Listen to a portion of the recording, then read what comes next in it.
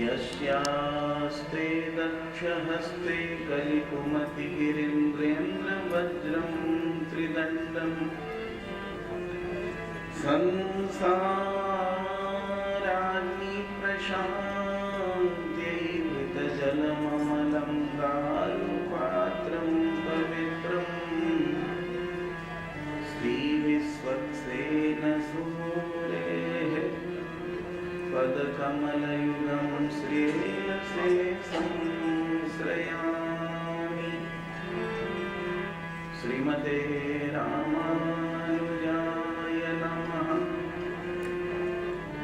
नारायणं नमस्कृत्य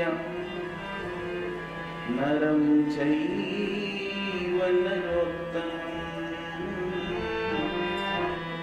देवीं सरस्वतीं व्यासं ततो जयमुदीरयेत्। यं तद्व्रजन्तमनुपेतमपेतकृत्यं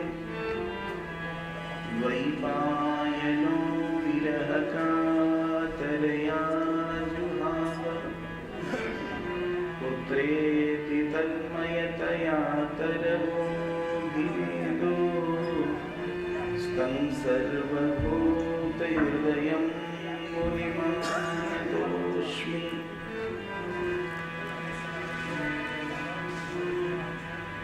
मनोजवं मारुततुल्यवेगं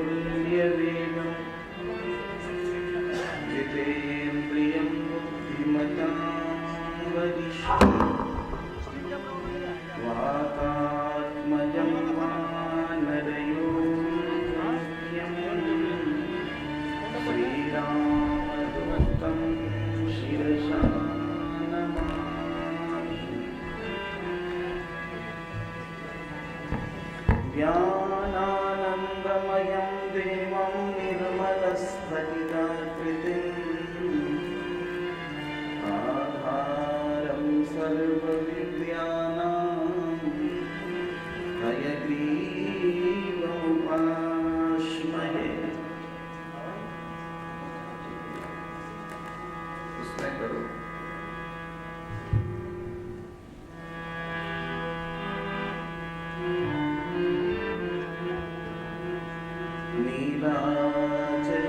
नीलाचलनिवासाय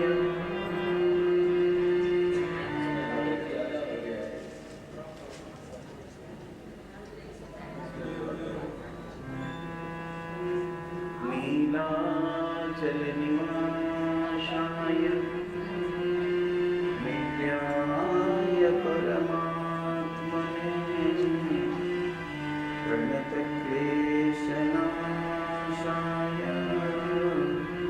गोविन्दाय नमो।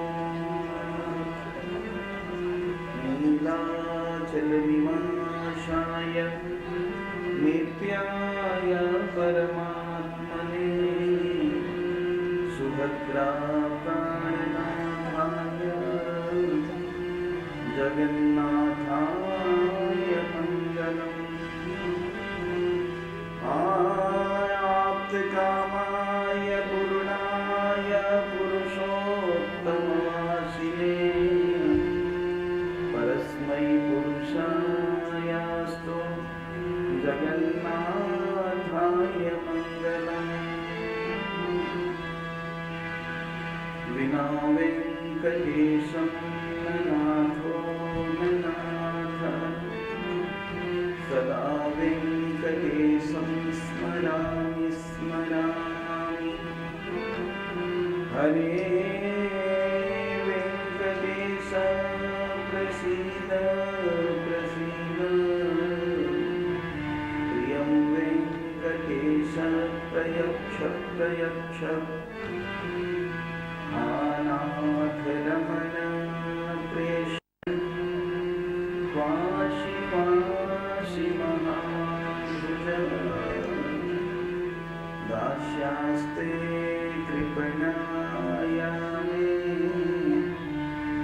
हे नरसय सन्निधि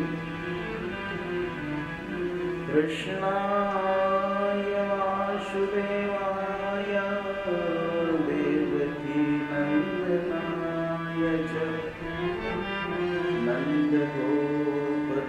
नन्दगोपकुमाराय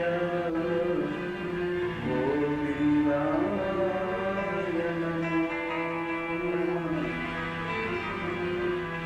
वन्दे नन्दमृगस्त्रीणां पादरेणुमभीक्ष्णशः यासां हरिकथोगीतं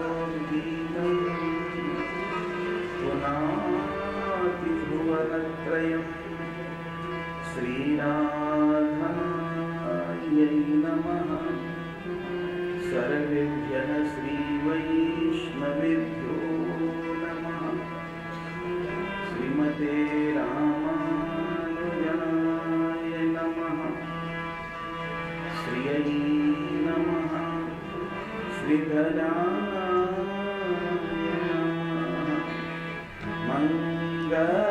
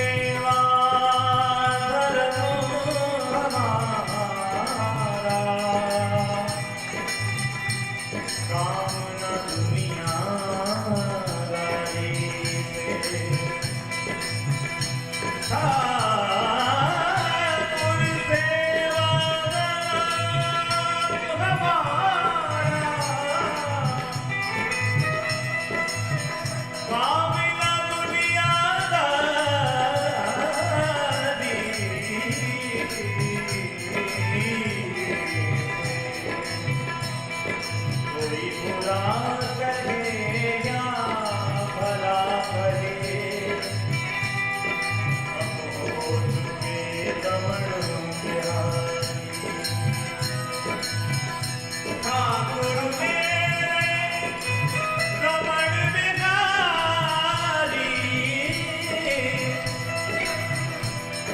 ठाकुर मेरे रमण बिहारी, रमण बिहारी। कोई बुरा कहे या भला कहे, ओ चुके बांके बिहारी।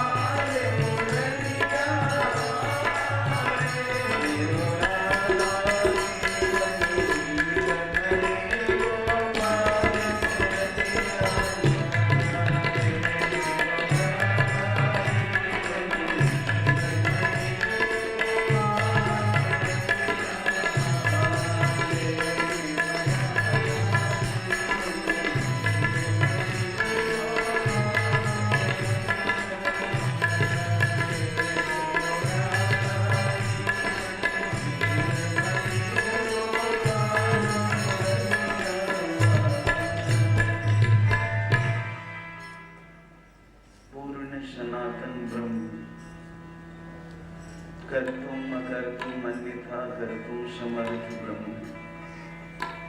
कोटि कोटि गंधर्व दर्प दलन ब्रह्म। सर्वेश्वर सर्वशक्तिमान ब्रह्म श्री जगन्नाथ भगवान के दिव्य श्री चरणारविंदों की सन्निधि में हम लोग बैठकर उन्हीं के चरित्र का गायन, उन्हीं की दी हुई मति के अनुरूप उन्हीं के चरणों में समर्पित करते आ रहे, समर्पित करने जा रहे। गंगा जी का पावन तट, पांडव वंश के महायशस्वी महाभागवत महाराज परीक्षित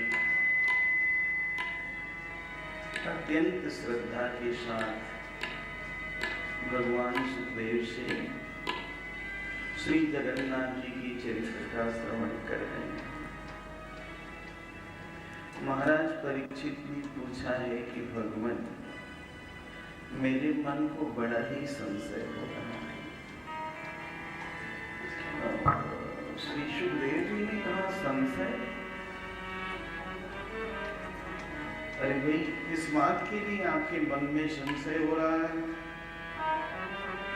तो उन्होंने कहा कि प्रभु, समः प्रियः सुरेन्द्र ब्रह्मन् भूतानां भगवान स्वयं इंद्रस्यार्थे कथं दैत्यान् अवलिद विषमो यथा। कहते हैं प्रभु भगवान जगन्नाथ तो क्षम है, भगवान में भेदभाव नहीं होता। अभी तक की जो कथाएं मैंने सुनी है आपके श्री मुखारविंद से, मैंने यही सुना कि भगवान तो सभी के शरीर हैं, सभी के अपने हैं। एक कीट से लेकर ब्रह्मा तक सभी भगवान की ही संतान हैं। लेकिन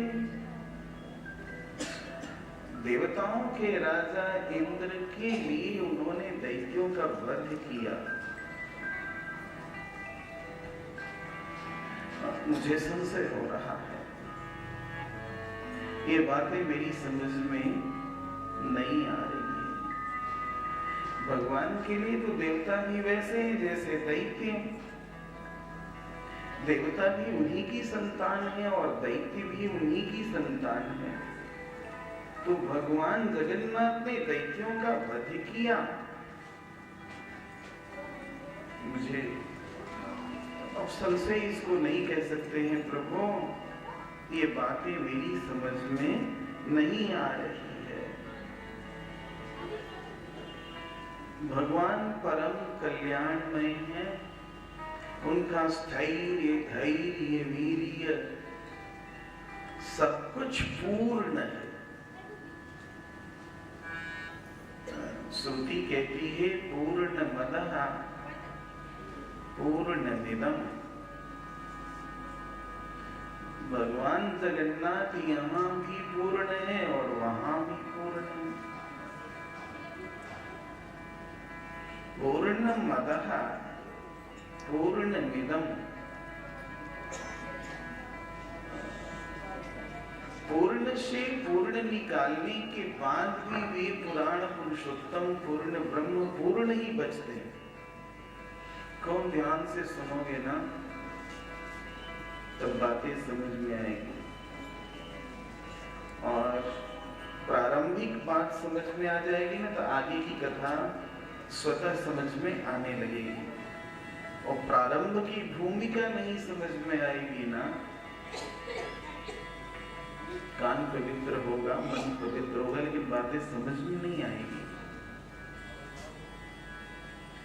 तो इस बात को समझो, जब भगवान सभी के, वो किसी की रक्षा कर रहे हैं और किसी का वध कर रहे हैं। महाराज परीक्षित कहते हैं कि उनके लिए तो वैसे ही दैत्य भी हैं, देवता भी वैसे ही हैं। वो तो परम कल्याण स्वरूप है, कल्याणैकतान है, श्वेतर समस्त वस्तु विलक्षण ऐसा। देवताओं से मुझे कोई स्वार्थ नहीं है, देवताओं का कुछ बना नहीं सकते और दैत्य भगवान का कुछ बिगाड़ नहीं सकते। फिर दैत्यों का वध, देवताओं की रक्षा।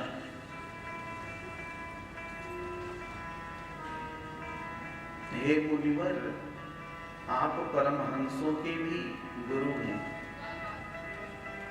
आप सर्वसमर्थ हैं, आप ज्ञान के आकर हैं। आप मेरे संदेह को दूर कीजिए। इति न सुमहाभाग नारायण गुणान् प्रति संशयः सुमहान् जातस्तद्भवांश्छेत्तुमर्हति। श्री सुखदेव जी ने कहा कि राजन, ये प्रश्न आपका बड़ा ही सुंदर है। इस प्रश्न के उत्तर में भगवान के दिव्य चरित्रों का गायन होना निश्चित है, और इसी प्रश्न के समाधान में प्रहलाद जैसे भक्तों का चरित्र सन्निहित है। मैं अपने पिता श्री व्यास जी के दिव्य श्री चरणारविंदों में नमस्कार करके आगे की कथा आपको सुना रहा हूं। राजन, जीव और ब्रह्म में अंतर इतना है कि जीव प्रकृति के अधीन है और प्रकृति का गुण है सत्व, रज और तम। यह प्रकृति त्रिगुणात्मिका है। संपूर्ण भूत समुदाय, भूत कहते हैं जीव को, संपूर्ण जीव समुदाय प्रकृति के अधीन है। किसी में सात्विक वृत्ति है, किसी में राजस वृत्ति है, किसी में तामस वृत्ति है। लेकिन ये आवश्यक नहीं है कि जिसमें सात्विकता है वो सात्विकता बनी ही रहेगी, वो बढ़ती घटती भी रहती है। जिसमें तामसिकता है वो तामसिकता उतनी बनी ही रहेगी, आवश्यक नहीं है, वह भी घटती बढ़ती रहती है। वह भी गुण कभी घटता है कभी बढ़ता है। इसलिए गीता जी में भगवान ने एक सिद्धांत दिया, अपिचेत सुदुराचारो भजते माम अनन्य भाग साधुरेव समन्तव्यः सम्यक व्यवसितो हि सः। मान लिया कि वह दुराचारी था,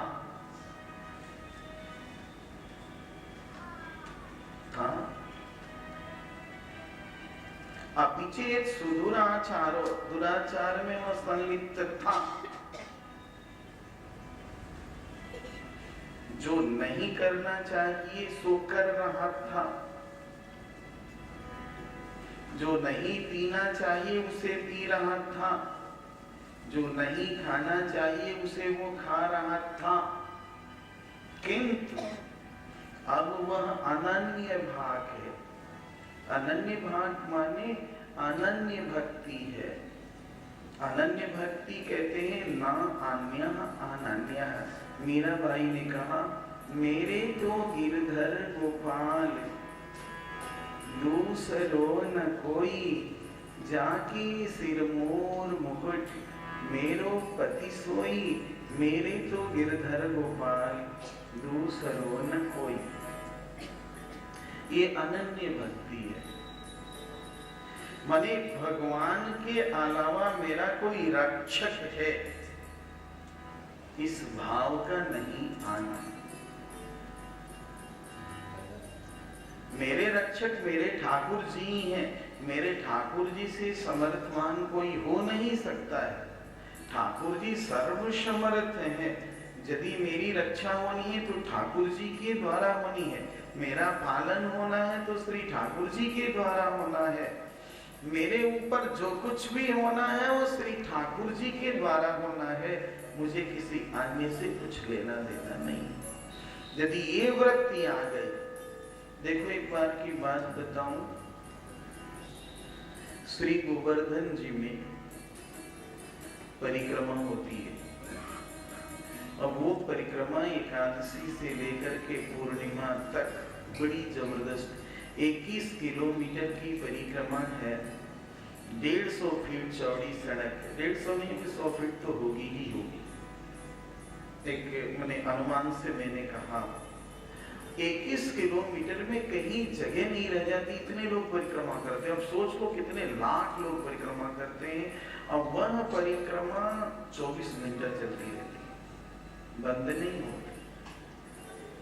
परिक्रमा के क्रम में सभी लोग जा रहे थे। श्री बाल गोपाल भगवान की, सभी जा रहे थे। उसी क्रम में एक ब्रजवासी भी राधे राधे राधे राधे राधे राधे करते हुए जा रहा। अनन्य भक्ति की चर्चा चल उठी। अभी अनन्य भक्ति की बातें आई ना। अपिचेत सुदुराचारो भजते मानन्य भाग। अनन्यता की चर्चा चली। तो उसने पूछा महात्मा जी से कि बाबा एक बात पूछूं। बाबा ने कहा पूछ ले। कहा बाबा ये अनन्य भक्ति क्या होती है? तो उन्होंने कहा कि अनन्य भक्ति कहते हैं कि भगवान कृष्ण को छोड़कर किसी अन्य को अपना आश्रयदाता नहीं मानना, यह अनन्य भक्ति होती है। तो उन्होंने तमाम देवी देवताओं के नाम गिनाए। तो कहा बाबा तुम अनन्य भक्त हो। महाराज जी कहने लगे कि अब मैं अपने मुंह से कैसे कहूं कि मैं अनन्य भक्त हूं, लेकिन मेरी इच्छा रहती है कि अनन्य भक्ति हो। तो वो कहने लगा कि बाबा मैं तो अनन्य भक्त हूं।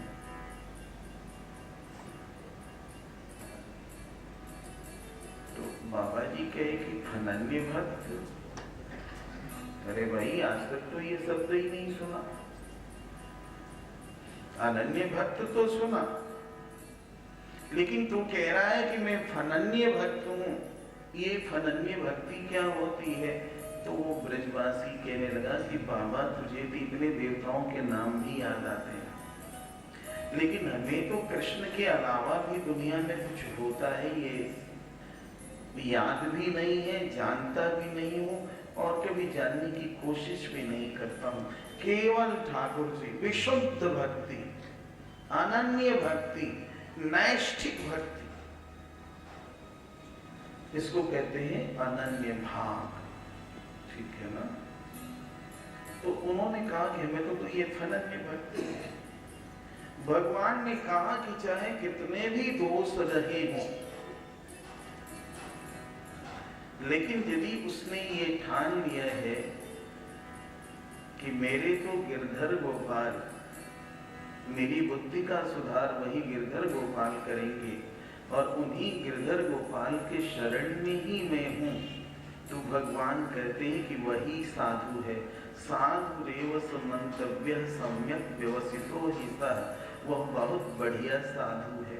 मान लिया कि दुराचार था, मिट गया, अब वह साधु। तो यहाँ पर भी इसी बात को बढ़िया से समझाते हैं कि प्रकृति का गुण है सत्व, तो जिसमें सात्विकता है वो सात्विकता हमेशा रहेगी, इसकी कोई गारंटी नहीं है। जहां तनिक भी इधर उधर हुआ, सात्विकता राजसिकता में बदल जाएगी। अभी राजसिक वृत्ति है, राजस वृत्ति है, तो राजस वृत्ति ही रहेगी, ऐसी बात नहीं। थोड़ी अनुकूलता मिलने से वो सात्विकता में बदल जाएगी। राजस और सत्व, रज और सत्व दोनों मिलकर के प्रवृत्ति बनी हुई है, ये जरूरी नहीं कि वैसी रहेगी। थोड़ी संसर्ग जा दोष गुणा भवन्ति, जहां थोड़ा संसर्ग मिला वो तामसिकता में बदल जाएगा। तो ये कहते हैं कि राजन ये सारी चीजें प्रकृति की है। जो लोग प्रकृति के अधीन हैं, प्रकृति के अंदर हैं, तो उनके अंदर ये सब कभी सात्विक वृत्ति होती है, कभी राजसिक वृत्ति, कभी तामसिक वृत्ति होती है। किंतु भगवान तो प्रकृति से परे हैं, इसलिए उनमें न सात्विक वृत्ति है, न राजस वृत्ति है, न तामस वृत्ति है। निर्गुणो जो व्यक्तो भगवान प्रकृति है परा, इसलिए उनको निर्गुण कहते हैं। श्री बाल गोपाल भगवान की। जो चीजें नहीं भी समझ में आवे ना, तो बाद में समझाऊंगा। एकदम दत्तचित्त होकर के सुनते रहना। ये जरूरी नहीं है कि सारी चीजें समझ में ही आएगी। क्लास टीचर क्लास में स्पीच दे रहे हैं तो सारी बातें बच्चों को नहीं समझ में आती, लेकिन मन सुनता है। सुनना छोड़ दे तो कुछ समझ नहीं सकता है। तो जिन बातों को कह रहा हूं ये उपक्रम है, इसको समझो, सुनो। तो उन्होंने कहा कि जैसे माँ है ना, बच्चे को बीमारी हो गई, डॉक्टर के यहाँ ले गए और डॉक्टर ने उसका परीक्षण किया और कहा कि एक व्रण है, एक गांठ है और इस गांठ की वजह से गड़बड़ हो सकता है। माँ पूछती है कि डॉक्टर साहब क्या करना होगा? तो डॉक्टर कहता है कि इसका ऑपरेशन करना होगा, ऑपरेशन करने से ही गांठ निकल सकता है। तो माँ बच्चे को पकड़ करके, डॉक्टर जब उस पर वो चलाता है काटने के लिए, तो माँ पकड़ करके उसके गांठ को कटवा करके बाहर कर देती है। इसका मतलब ये नहीं है कि माँ में विषमता है, माँ में कहीं विषमता नहीं है, माँ में समता है। माँ देख रही है कि इस व्रण की वजह से, इस गांठ की वजह से बच्चे का नुकसान हो सकता है, तो थोड़ी देर तक इसको कष्ट जरूर हो सकता है, कष्ट ये सह सकता है और उस कष्ट को सह करके रोग मुक्त हो सकता है, तो माँ ऑपरेशन करा देती है। ठीक उसी प्रकार से भगवान जो दैत्य हैं, जिसकी आसुरी प्रवृत्ति है, ऐसे प्रवृत्ति वाले लोगों को वध करके और उसे सायुज्य की प्राप्ति करा देते हैं, उसे मुक्त कर देते हैं। राजन, महाराज युधिष्ठिर का राजसूय यज्ञ था। उस राजसूय यज्ञ में निर्णय यह हुआ था कि पूजा किसकी होगी। सहदेव ने कहा था, जरासंध का लड़का था सहदेव, सहदेव ने कहा था कि भगवान कृष्ण ही सर्वेश्वर सर्वशक्तिमान है, इसलिए भगवान कृष्ण की ही पूजा होनी चाहिए, और सभी ने इसका समर्थन कर दिया था। जब भगवान कृष्ण की पूजा होने लगी थी तो शिशुपाल को देखा नहीं गया था, मारे ईर्ष्या का जले जा रहा था, जले भुने जा रहा था, रोक तो रहा था किंतु रोक नहीं सका था, गालियां बकने लगा था। इतनी उसने गालियां दी थी कृष्ण को। अंत में कृष्ण ने चक्र चलाया था और चक्र चलाने के बाद उसका प्राण निकल करके भगवान कृष्ण के चरणों में समाहित हो गया था और भगवान कृष्ण ने उसे सायुज्य मुक्ति प्रदान कर दी थी।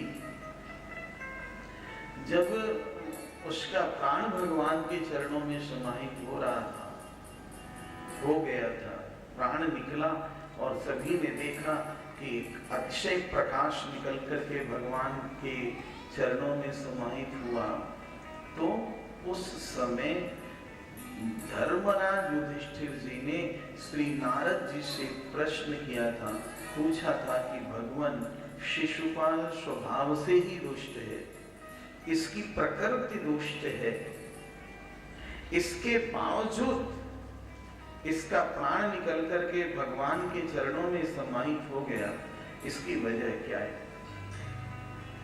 उस समय नारद जी महाराज ने कथा सुनाई थी, उस कथा को आपके समक्ष में कह रहा हूँ। ये सुखदेव जी महाराज परीक्षित जी से कहते हैं कि राजन श्री नारद जी ने तुम्हारे पितामह, प्रपितामह कह लो, युधिष्ठिर जी को, पितामह ही थे, युधिष्ठिर जी को जिस कथा को सुनाया था उसी कथा को सुना रहा हूं। राजन, एक बार की बात है, सनक सनंदन सनातन, नहीं कुछ इसके देते रहो, क्या बात है, नहीं दे रहे हो। बाल गोपाल भगवान की जय हो। तो सब गड़बड़ाया है क्या?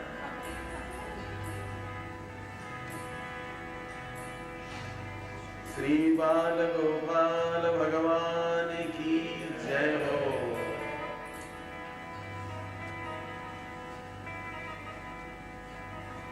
तो उन्होंने ये कथा सुनाई थी कि कभी सनकादिक महर्षि, किसी का ध्यान नहीं जा रहा है कथा की ओर, कथा की ओर ध्यान करोगे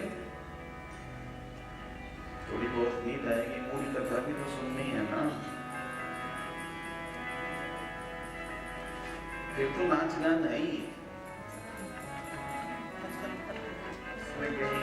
वो मत नहीं है, मूल कथा को सुनो। धीरे धीरे अभी भूमिका है, धीरे धीरे आगे बढ़ने से फिर रस आने लगेगा, आनंद आने लगेगा। बाल गोपाल भगवान की जय। कहते हैं कि एक बार सनकादिक महर्षि श्री वैकुंठ को गए थे और जय विजय ने उन्हें वैकुंठ में भगवान तक पहुंचने से मना कर दिया था। राजन, सनकादिक महर्षियों की अप्रतिहत गति थी, उन्हें कोई रोक नहीं सकता था।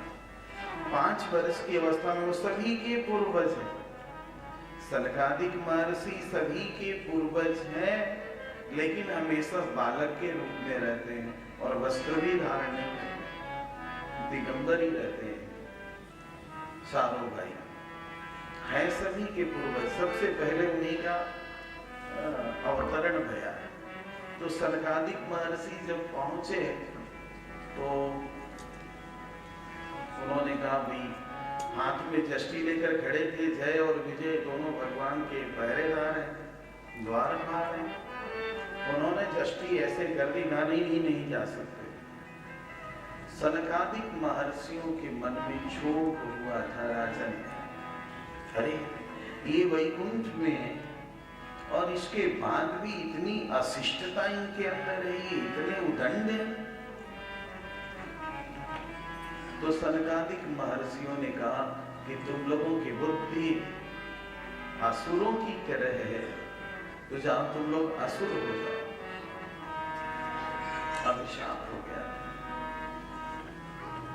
कहा ऐसा कैसे हुआ? वैकुंठ में क्रोध आना। कहा कि एक बार की बात है, ये कथा आती है कि श्री लक्ष्मी जी आ रही थी, तो लक्ष्मी जी को भी इन लोगों ने रोक दिया था। बहुत पुराना जो नौकर हो जाता है ना, वो दृष्ट हो जाता है, ढीठ हो जाता है। अब संपूर्ण ऐश्वर्यों की स्वामी, घर की मालकिन, वैकुंठ की मालकिन तो लक्ष्मी जी, लक्ष्मी जी को ही रोक दिया। तो लक्ष्मी जी तो माँ है, उन्होंने कुछ कहा नहीं, लेकिन यह जो पाप सिर पर सवार है, भगवान ने देखा कि ये नष्ट हो जाएंगे, मन बढ़ू हो जाएंगे, ये किसी को भी तब तक साधुओं का अपमान करवा दिया। साधु नाराज हो गए और कहे कि तुम लोग असुर हो जाओ। भगवान आए और सनक सनातन से क्षमा भी मांगे। इधर ये लोग भगवान की ओर अपलक देख रहे हैं। कौन? सनक सनंदन सनातन सनक कुमार श्री बाल गोपाल भगवान की। देखते भी कहते हैं, जहां ले चलोगे, अरे जहां ले चलोगे वहीं मैं चलूंगा, जहां नाथ रख दोगे वहीं मैं रहूंगा।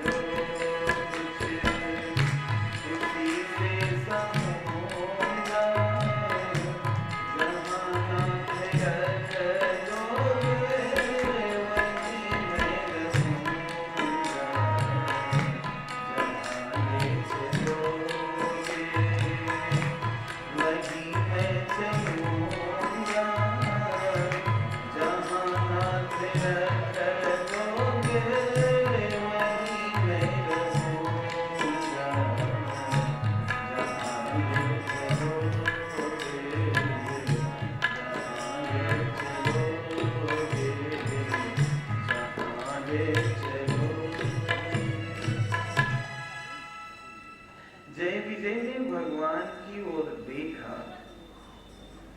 कहते जहां ले चलोगे वहीं मैं चलूंगा। अभिशाप तो हो गया, अभिशाप हो गया, उस अभिशाप को मना नहीं किया जा सकता है। अपराध हुआ, अपराध का परिणाम सामने। भगवान चाहते तो उस अभिशाप को मिटा भी सकते थे, किंतु भगवान ऐसा चाह नहीं रहे थे। भगवान चाह रहे थे कि इनके पापों का प्रायश्चित हो जाए, इनकी उदंडता दूर हो जाए। लेकिन अभिशाप होने के बाद अहंकार, जो ईगो था, मैं भगवान का द्वारपाल हूं, नीचे आ गया है। अब उनकी ओर अपलक दृष्टि से देखते हुए कहते हैं, जहां ले चलोगे वहीं मैं चलूंगा, जहां नाथ रख दोगे वहीं मैं रहूंगा। चाहे तुम दैत्य बना दो, देवता बना दो, जो बनाना हो तुझे। जहां ले चलोगे, जहां ले चलना हो वहीं मैं चलने के लिए तैयार। सहाबोगे जो कुछ, अरे सहाबोगे जो कुछ, खुशी से समूंगा, जहां नाथ रख दोगे वहीं मैं रहूंगा। जहां ले चलोगे,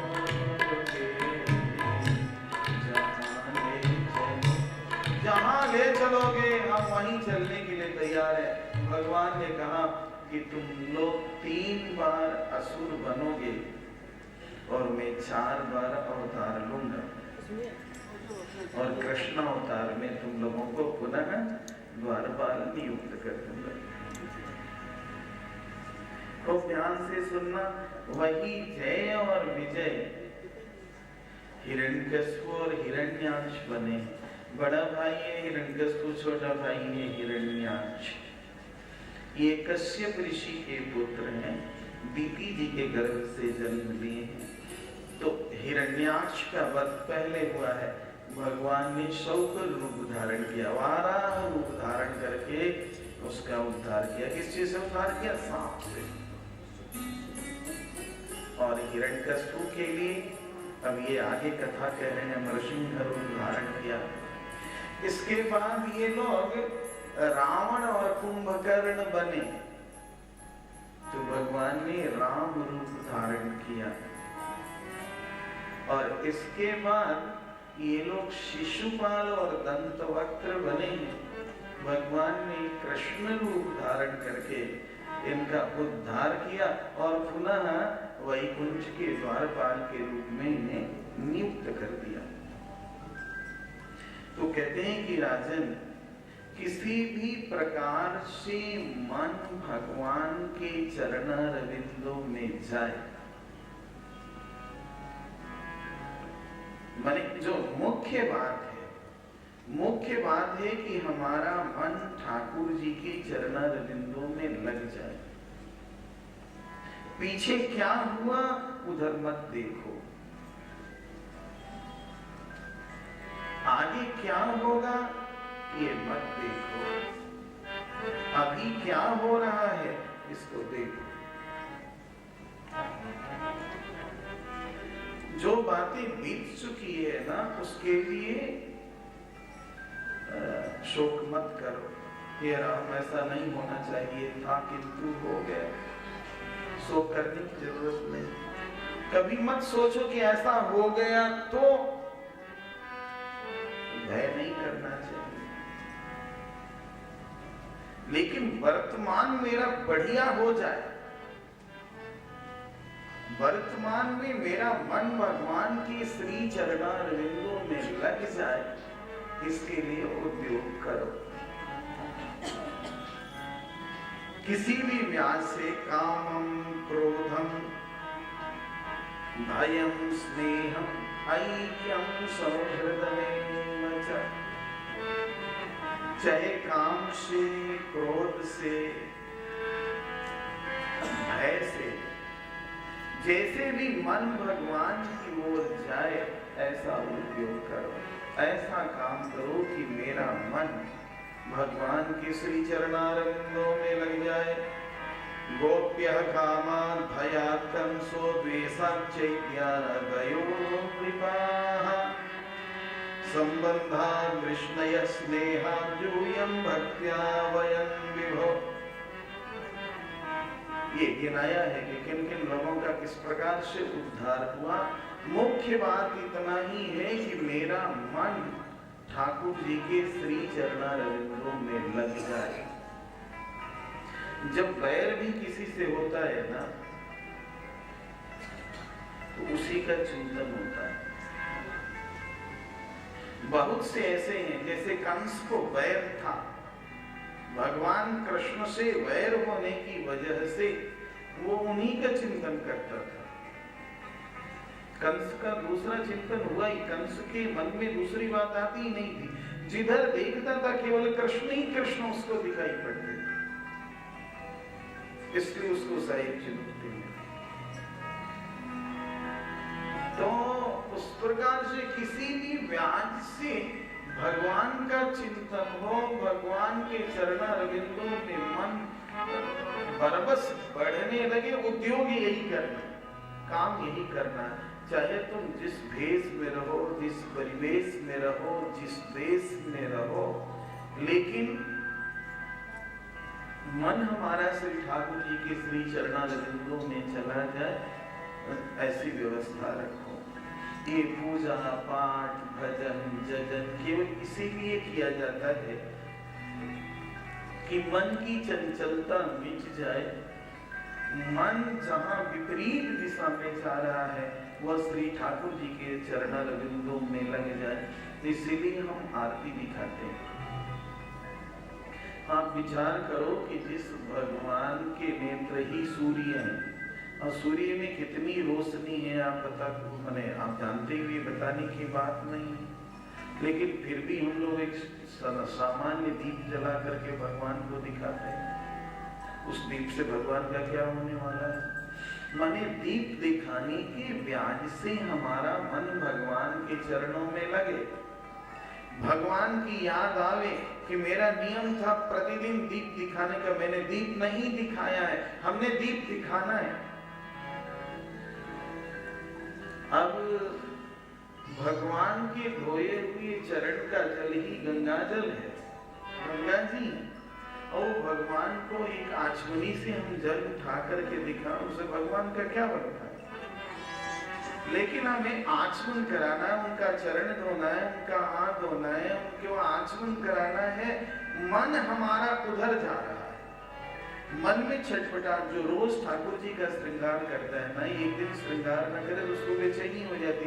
हे राम, ठाकुर जी का तो श्रृंगार किया ही को नहीं, हे राम, यह बात होगी। ठाकुर मन कहीं भी रहेगा, मन में बेचैनी, वही ठाकुर जी ठाकुर जी ठाकुर जी गोपाल जी घूमते रहे। ये सारी चीजें क्यों है? वो इसलिए है कि मन हमारा वहां पर चला जाए। कहते हैं कि राजन, केवल प्रवचन करने से, शिक्षा देने से ही कुछ नहीं होता। ये बात समझ में आ रही है? खूब वेदांत झाड़ दिया, खूब कह दिया, खूब उपदेश कर दिया, और उपदेश का आचरण नहीं किया, तो उस उपदेश से कोई लाभ होने वाला नहीं है। उपदेश तो दैत्यों ने भी किया है।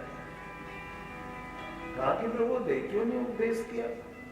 दैत्य के पास भी बुद्धि होती थी जो उपदेश करते थे। कहेंगे दैत्यों के पास तो जितनी बुद्धि होती पूछो ही मत।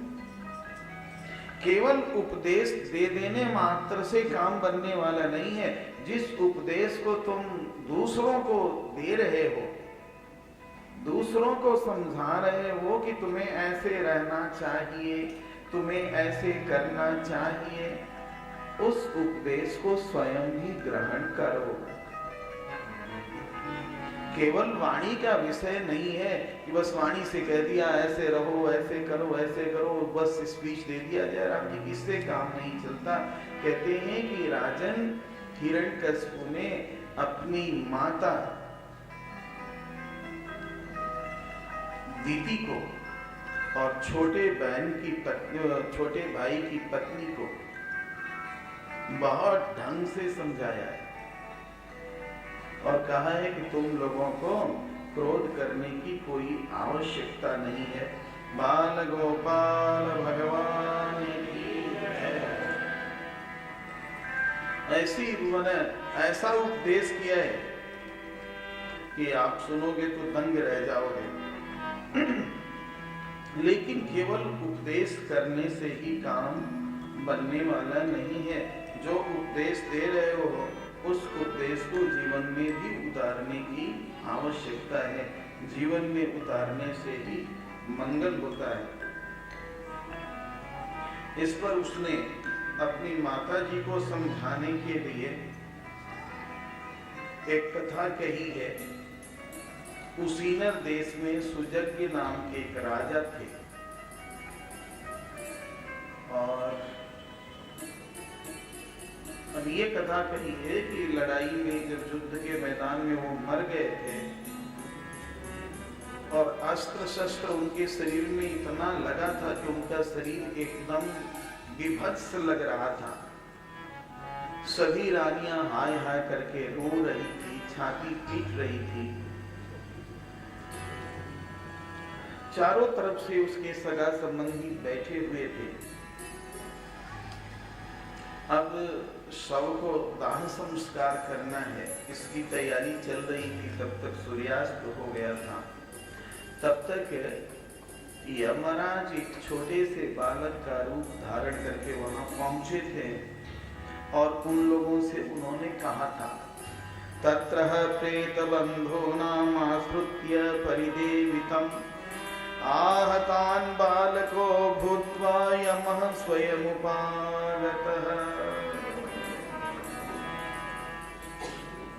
उन्होंने समझाया कि आप लोग जमराज ही बालक का रूप धारण किए हुए हैं। उन्होंने समझाया है कि भाई आप लोग उनसे अवस्था में बड़े हो, आपने बहुत लोगों को मरते हुए देखा है। अरे यह मनुष्य एक शरीर है और इस शरीर के अंदर जीव बैठा हुआ है। इसको खूब हृदयंगम करो, बात को समझने की कोशिश करो। इस शरीर में जीव बैठा हुआ है। जैसे कोई मर भी जाता है तो जिस शरीर को हम अपना सगा संबंधी कहते हैं, शरीर तो यही रहता है। विचार करो, इस पर सोचो। शरीर तो कहीं जाता नहीं, शरीर यहीं रहता है। लेकिन लोग कहते हैं कि वे चले गए। तो चले गए तो कौन चला गया? शरीर कहीं नहीं जाता है।